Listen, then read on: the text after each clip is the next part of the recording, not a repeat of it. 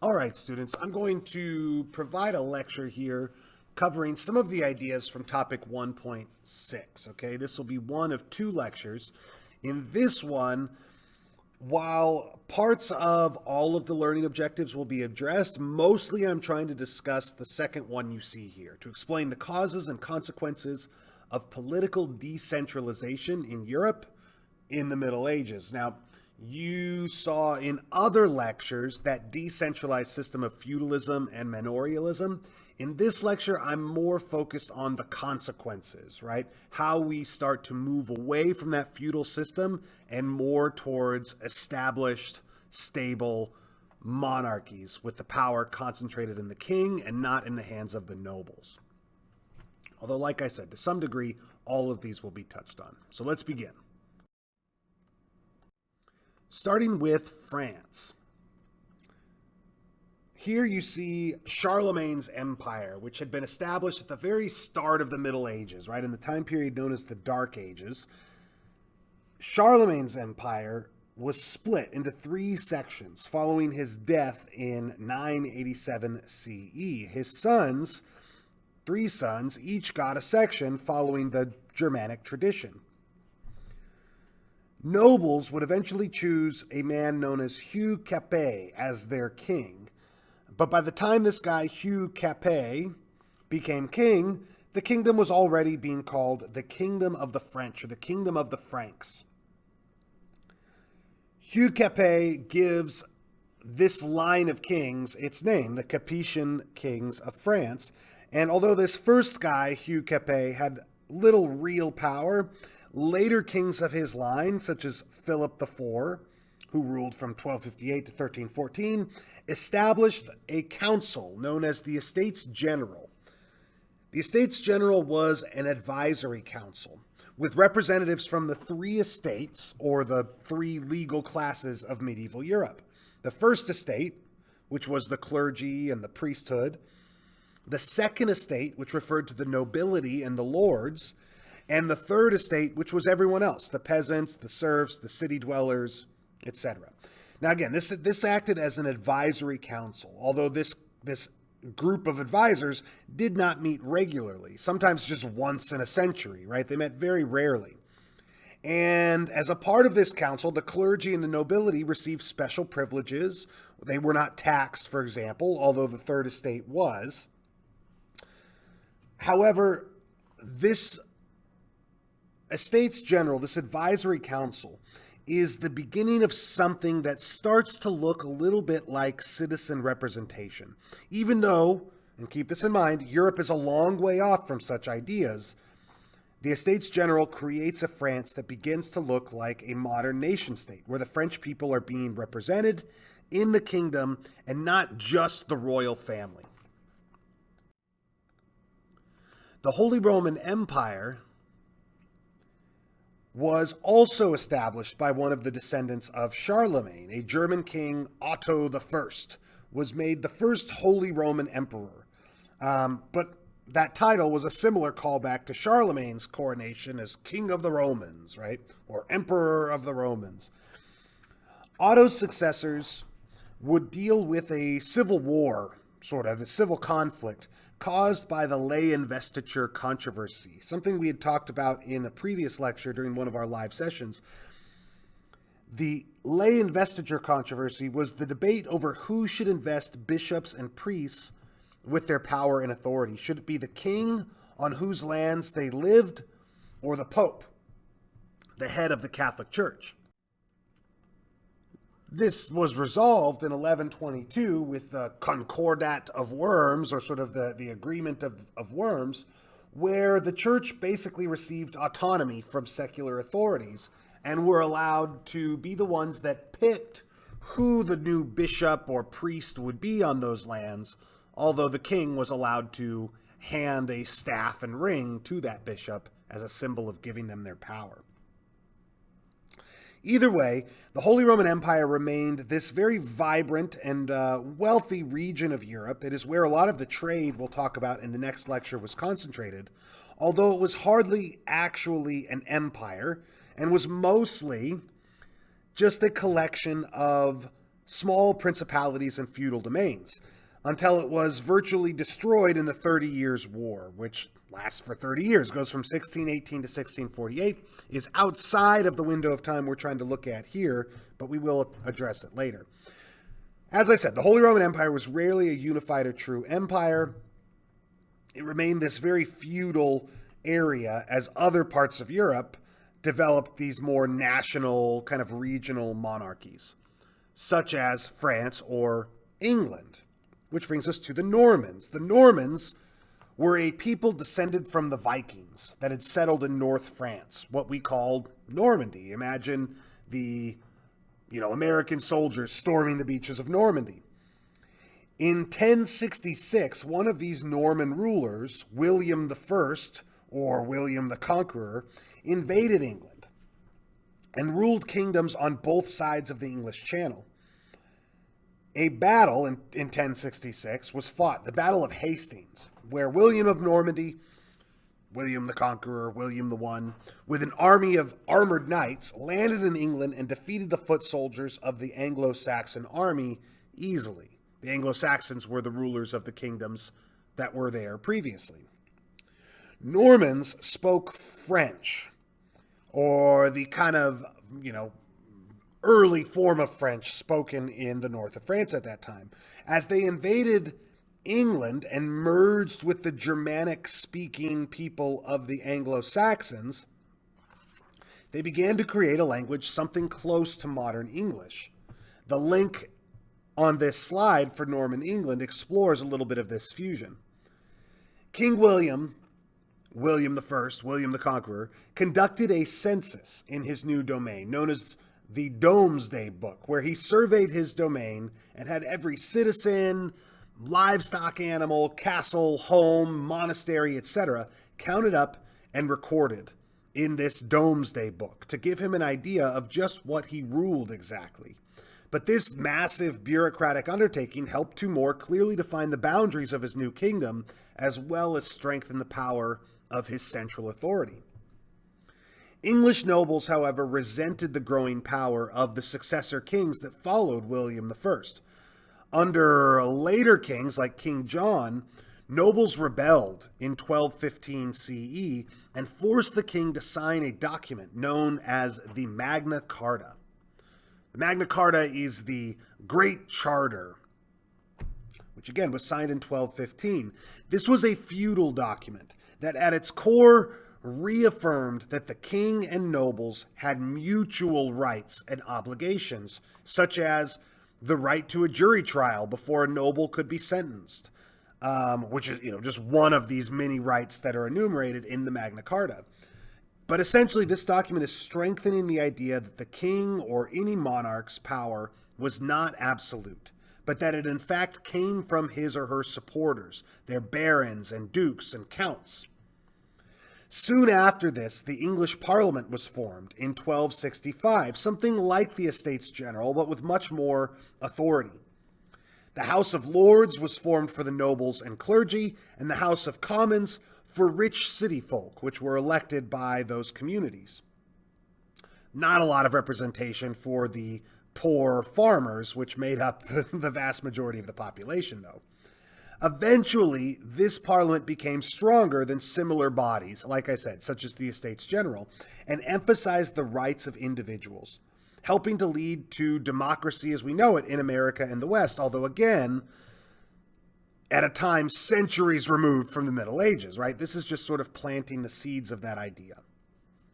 Well, this established kingdom of England would eventually go to war with the monarchy in France, a war that would be known as the 100 Years' War, although there's actually 116 years of off and on conflict interspersed with the pandemic of the Black Death or the plague. It would culminate in France eventually kicking the English out and gaining control over the territory that more or less marks the boundaries of modern-day France. One of the upsides of this incredibly long conflict was that it would help the French and English, who, if you remember what we said about northern France, being the homeland of the Normans, it would help the French and the English to see themselves as distinct and unify the people within each kingdom to better fight and resist the other. So pictured here, you see some images of a famous tapestry known as the Bayeux Tapestry, which depicts many things, but mostly the Battle of Hastings that happens in 1066 and shows all the kinds of preparations for it and some of the combat that actually takes place between the mounted army of Norman the Conqueror and the foot soldiers, the infantry of the Anglo-Saxon army of the kingdoms in England before the Normans. Although, it doesn't say "Catch Me Outside." How about that? That's just a joke.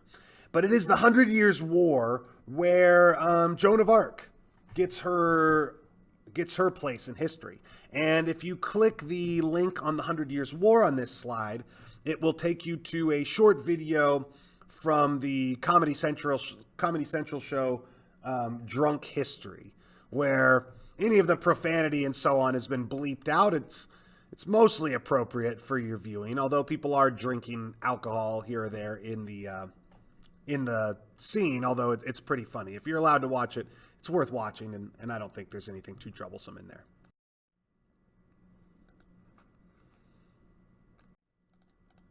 To spend just a second or two more on this conflict, though, there's a few more things we could bring up about this incredibly long conflict known as the 100 Years' War. It's fought from 1337 to 1453. So again, if you do the math, it's about 116 years. And it's basically fought over control of French territories. The 100 Years' War, besides the sort of national identity it gives to the French and the English, was a turning point in warfare for the medieval period. For example, the French army consisted of mostly heavily armored mounted knights, right? The traditional medieval army in kind of grand display. The English army had knights, but was mostly peasant foot soldiers armed with pikes and the English longbow. Peasants with longbows were going to devastate the armored French knights at the Battle of Agincourt. And this victory of peasant longbowmen over the highly trained and skilled French knights signaled the coming of the end of medieval warfare as it had been known, where peasants that, had trained in bows and arrows since childhood, as, for hunting and things like that, but were nowhere near the masters of combat that mounted knights were able to take out these knights without all the training and armor and ability that they had. The 100 Years' War also helped to popularize the use of gunpowder weapons, which were used by both sides, both at sea and on land. And again, as I said, it is in the 100 Years' War that Joan of Arc, a French peasant from a relatively prosperous family, began to receive messages and came under the impression that she was being guided by God to liberate the French from these invading English armies. She takes a prominent role in the conflict and helped to lead a French army that had been losing this war to victory over the English. Although after one of these great victories of hers, she is captured by the English, given over to the Inquisition of the Catholic Church, and eventually burned as a heretic, which didn't work out well for her. But she's remembered as a saint within the Catholic Church, even though they burn her, and as a hero to the French people. This 100 Years' War ends up basically exhausting France and England, but just to reiterate once more, helped the French to think of themselves as French and distinct from the English. This is encapsulated in an idea that would come to be known after the Middle Ages, not at the time of the Middle Ages, but centuries later, as nationalism, where a people began to see themselves as a nation, right? Something like a large tribe related by culture and language and heritage.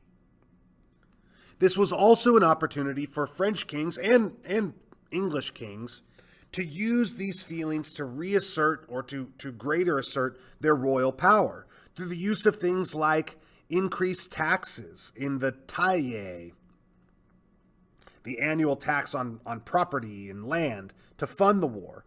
They also used extra money to help finance a standing army, right? Instead of these feudal armies that required the king to depend on their nobles, this tax money was used to fund an army that was always sort of under the control of the king. And that standing army was used to smash the power of lords that tried to remain independent.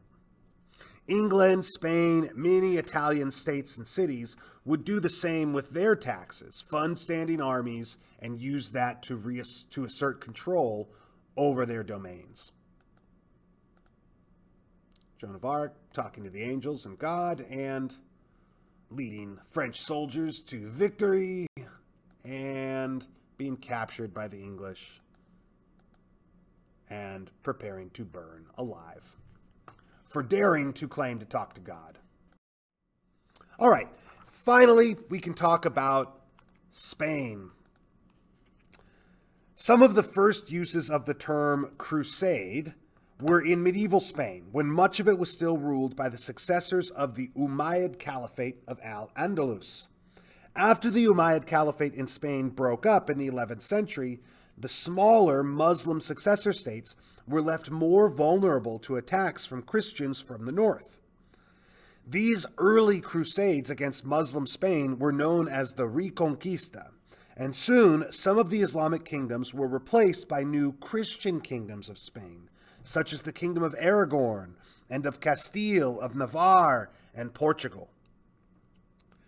Fernando of Aragon and Isabel of Castile got married and united two of the most powerful kingdoms of Spain in the decades before 1492.